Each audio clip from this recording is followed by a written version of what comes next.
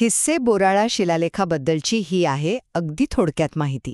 हा शिलालेख ना वाशिम जिल्ह्यातल्या हिस्से बोराळा गावात सापडलाय.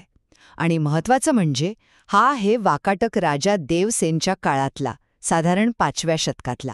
हा तसा दुर्मिळ दगडी कोरीवलेख आहे आणि याची नेमकी तारीख आणि डॉक्टर V.भ. कोल्टे यांनी केलेलं याचं पहिलं वाचन, यामुळे याला खूप महत्त्व आहे.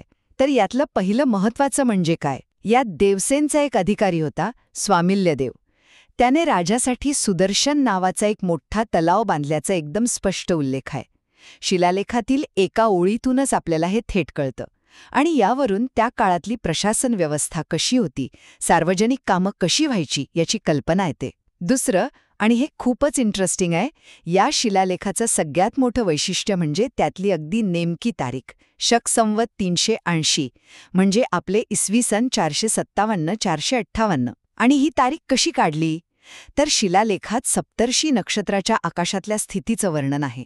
सप्तर्षीय, उत्तरासू, त्रिसठ्ठी, यमशकान अशा काही ओळी आहेत त्यावरून. प्राचीन भारतीय कालगणनेचं हे किती भारी उदाहरण आहे नाही का? वाकाटक इतिहासासाठी ही तारीख खूप महत्वाची आहे. आणि तिसरं म्हणजे हे सगळं आपल्याला कळलं कसं?